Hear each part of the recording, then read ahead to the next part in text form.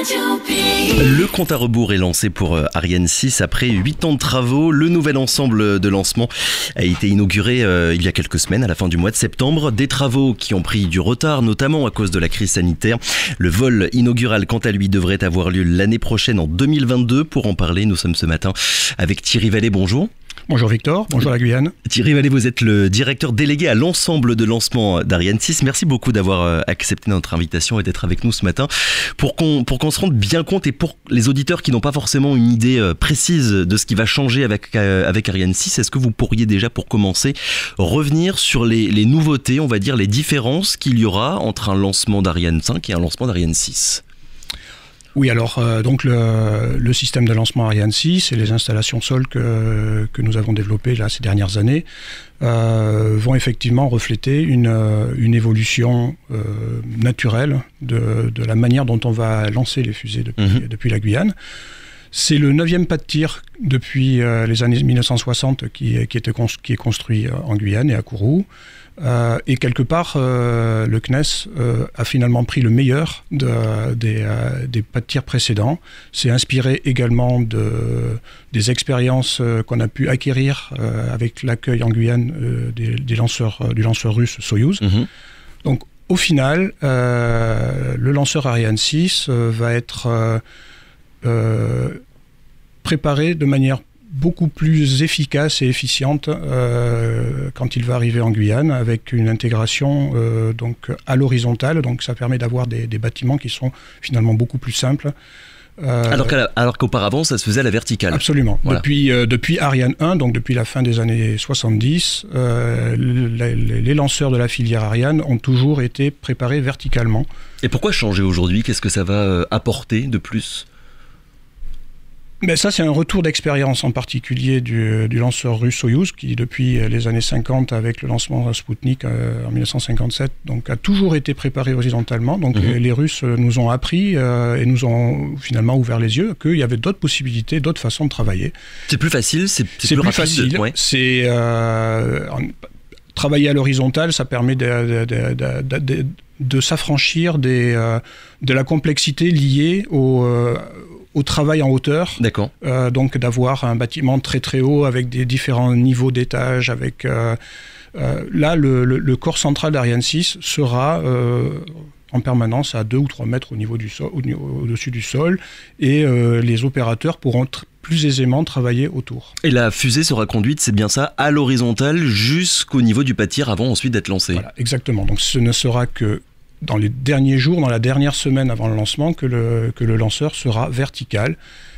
Forcément, il nous faut à un moment donné qu'il soit vertical, puisqu'on décolle à la verticale. Oui, c'est pas un avion, c'est une fusée. Donc voilà, et donc c'est en fait 5 jours avant le lancement qu'on va avoir cette verticalisation qui est nécessaire et qui va permettre après de pouvoir finir le lanceur, d'amener le satellite au sommet donc, du lanceur sous sa coiffe et de décoller. D'ailleurs, lanceur, pas de tir, pas de lancement, voilà, c'est des mots qui ne sont pas forcément faciles pour tout le monde. Est-ce que vous pourriez faire un peu de pédagogie spatiale, on va dire, et nous dire véritablement de quoi est-ce qu'il s'agit? Le pas de tir, à quoi ça sert?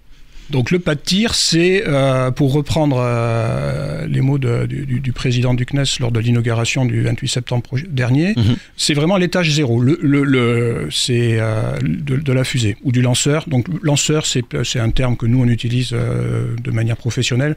Le terme de fusée est tout à fait adapté. Donc le pas de tir, c'est l'étage zéro, c'est ce qui est nécessaire pour pouvoir préparer la fusée pour qu'elle puisse décoller, mais qui reste au sol finalement. Donc c'est une infrastructure qui est absolument nécessaire. C'est une infrastructure qui concentre beaucoup de technologies et d'expertise et de compétences. C'est pour ça d'ailleurs qu'il nous a fallu presque 8 ans pour pouvoir le construire.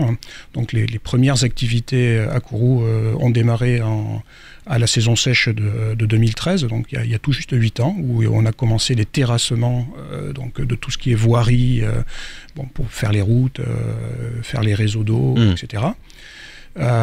Et puis à partir de 2015, c'est là vraiment qu'on est rentré dans le dur avec des excavations. Donc on a fait plusieurs tirs de mines au niveau du socle granitique pour pouvoir faire le trou qui allait après donc pouvoir collecter les gaz d'échappement de la fusée au décollage. construire les bâtiments, construire le portique mobile qui est quand même assez emblématique de l'ensemble de lancement numéro 4. On a qui est immense, c'est vrai qu'on le voit de loin, effectivement, on le voit de loin depuis le ciel. Absolument, c'est quand même une structure qui fait presque 8500 tonnes, qui fait 90 mètres de haut, c'est un peu un point culminant de la Guyane, en tout cas c'est le plus haut bâtiment guyanais. Ouais. Et c'est un bâtiment qui a la particularité, en plus, de pouvoir bouger. C'est-à-dire qu'on a 8500 tonnes qui vont pouvoir se déplacer sur rail. Le portique sera mobile. Il est mobile. Et, ça fait 2 ans qu'il bouge. Et c'est quand même une prouesse. Il faut imaginer vraiment, dans les ordres de grandeur, c'est une tour Eiffel qui est sur roue et qui peut se déplacer. Alors, dès qu'on parle de spatial, les chiffres, vous avez commencé à en donner quelques-uns, ils sont considérables. J'en ai sélectionné quelques-uns à propos de l'ensemble de lancement. Bâti sur une surface de 170 hectares, qui a mobilisé 900 000 mètres cubes de terrassement, 55 000 mètres cubes de béton et 600 personnes qui ont participé au chantier. Est-ce que c'est des travaux et un projet qui se positionnent dans les mêmes proportions, on va dire, que pour les précédents Pâtirs, avec notamment celui d'Ariane 5 ? On est tout à fait dans les mêmes proportions, oui. Donc ces activités équivalentes sur le Pâtir Ariane 5, donc ces activités pour Ariane 5 se sont déroulées il y a quand même plus de 25 ans. Mmh. On est vraiment sur des cycles de très très longs. C'est long à chaque fois. C'est très long à chaque fois parce que c'est normal. Après, il y a besoin d'un retour sur investissement. Enfin, on fait pas un lanceur pour le lancer uniquement 4-5 ans et puis passer à autre chose. C'est-à-dire que là, Ariane 6, on devrait l'utiliser pendant combien de temps à peu près, si on se réfère aux mêmes bases finalement que celle d'Ariane 6 Raisonnablement, Ariane 6 est conçu pour pouvoir durer une bonne quinzaine ou une vingtaine d'années, sans aucun problème. C'est des technologies nouvelles, pour le coup, qui ont été... on est sur des ruptures technologiques par rapport à la conception d'Ariane 5 qui s'est faite dans la fin des années 80 et début 90, et qui peuvent durer dans le temps sans aucun problème. Alors le Pâtir, on l'a dit, il a été inauguré le 28 septembre. Maintenant, il manque le lanceur, la fusée. Quand est-ce qu'elle devrait arriver en Guyane ? Donc le 28 septembre marquait effectivement cette date historique, ce moment historique quand même de l'inauguration. Donc on a peu ou prou donc terminé l'infrastructure générale de l'ensemble de lancement numéro 4. C'est comme si vous construisiez votre maison. Je dirais que 95% de la maison est terminée. Il nous reste maintenant à faire les finitions. Ça va nous prendre encore quelques petits mois. On est sur 3 ou 4 mois d'activité. Et début janvier, début de l'année 2022, donc dans le courant du mois de janvier 2022, on attend donc les 2 premiers étages d'Ariane 6, alors qui ne sont pas prévus de voler, ce sont des étages d'essai, mais qui sont absolument représentatifs du premier modèle de vol. Il y aura juste quelques éléments qui ne seront pas intégrés à bord parce que ce n'est pas nécessaire pour les essais.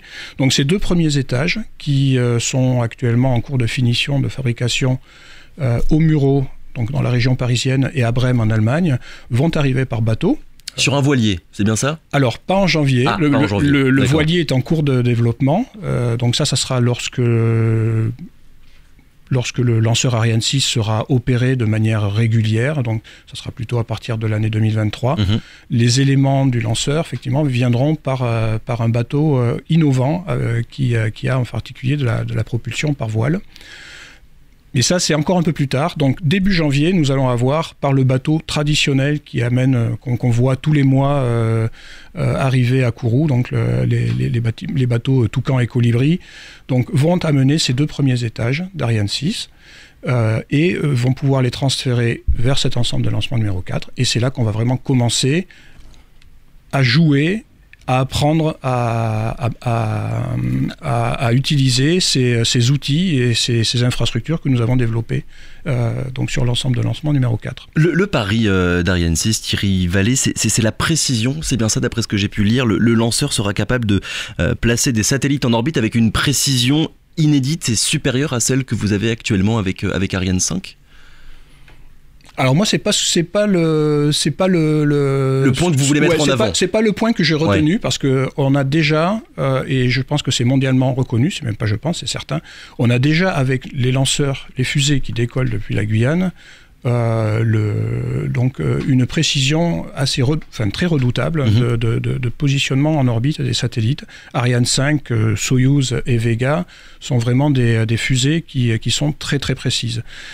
Ariane 6, ce qu'elle va apporter en plus, c'est une diversité accrue des missions et donc des endroits dans le ciel où on va pouvoir amener les satellites. La couverture sera plus importante. Plus importante, oui. Et elle sera plus variée au sein même d'une mission, d'un vol.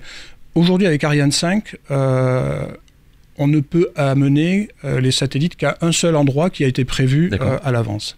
Avec Ariane 6, on pourra avoir sous la coiffe, plusieurs familles de satellites, et finalement, Ariane 6 pourra amener à un endroit autour de la Terre quelques satellites, puis après se déplacer, aller atteindre un autre endroit et aller placer d'autres satellites à d'autres endroits.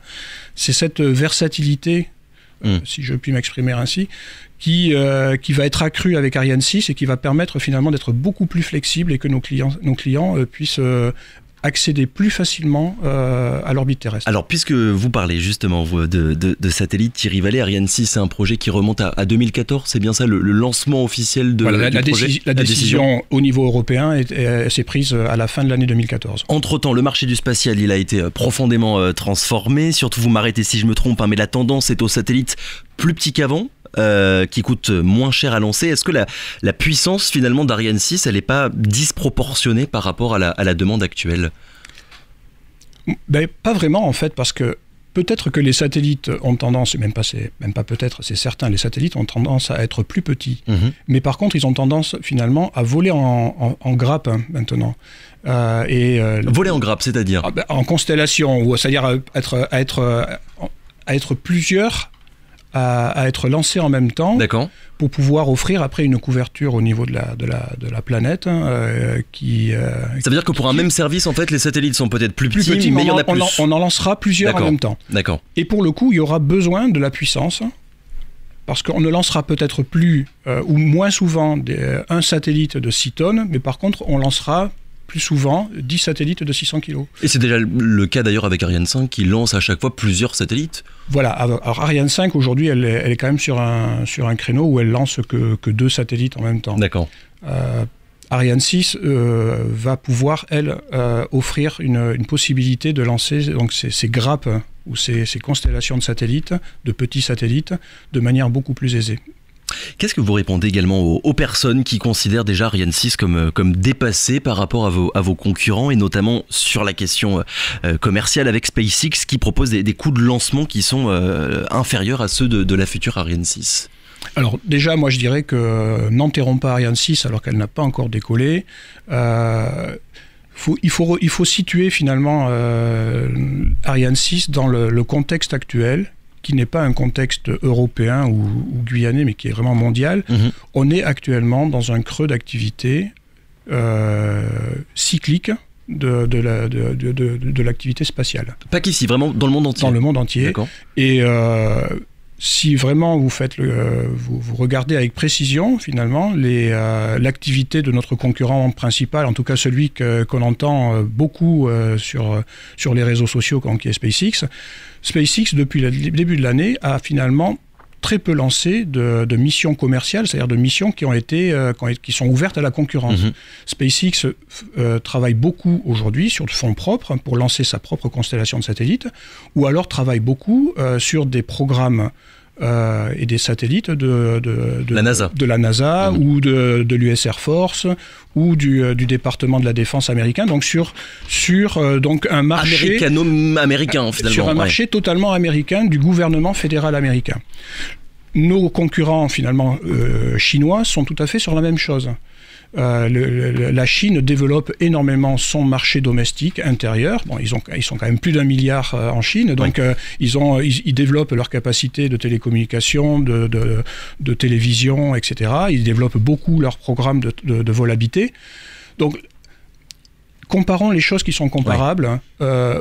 Aujourd'hui, donc, on est dans un creux de cycle général commercial, et nos concurrents, finalement, peuvent vivre grâce à des activités sur fonds propres ou des activités nationales qui sont d'une toute autre échelle en Europe. Ces critiques qu'on fait sur Ariane 6, est-ce que c'est des critiques classiques, traditionnelles finalement, qu'à chaque fois qu'un nouveau lanceur européen est sur le point d'arriver sur le marché, il doit faire ses preuves peut-être plus que les autres, parce que je suis retombé sur des vieux articles où l'on doutait déjà finalement des précédentes Ariane. Complètement. Il y a 50 ans, donc... on ne donnait pas cher de la filière Ariane quand, le 24 décembre 1979, Ariane 1 a décollé de la Guyane.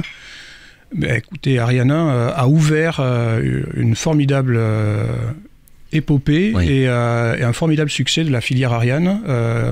Ariane 5, en 1995 et 96, quand elle est arrivée, c'est pareil. C'était, mais qu'est-ce qu'on est allé faire, ce lanceur qui est trop gros, qui est trop compliqué. Ariane 5, on va lancer donc la semaine prochaine le 110e exemplaire. Ariane 5 est un succès commercial sur le quart de siècle de son exploitation. C'est vrai, et ce sera ma dernière question, parce qu'on a déjà un petit peu dépassé le temps imparti. Pendant des dizaines d'années, finalement, Ariane a été l'image même de la réussite, la fusée la plus fiable du monde. 50%, vous voyez, surtout vous m'arrêtez si je me trompe, 50% des satellites mondiaux sont partis avec elle. Aujourd'hui, finalement, Ariane, elle doit repartir au combat, et notamment sur le terrain de la communication à l'égard de SpaceX. Oui, ben c'est un peu le travers général que l'Europe peut montrer par rapport au continent nord-américain, c'est que... De ne pas en faire assez, finalement. On ne valorise pas et on ne parle pas assez bien des choses qui marchent. Et c'est vrai que c'est valable pour le spatial, mais c'est valable pour le cinéma, pour plein d'autres choses. Soyons fiers de ce que l'Europe fait, de ce que l'Europe fait en Guyane. Ça fonctionne très très bien. Ça va être amené à se pérenniser. Donc l'avenir du spatial en Guyane est encore florissant et va être formidable. Je vous dis, on a inauguré le 9e pas de tir en Guyane. On est déjà en train de travailler sur le 10e pas de tir en Guyane.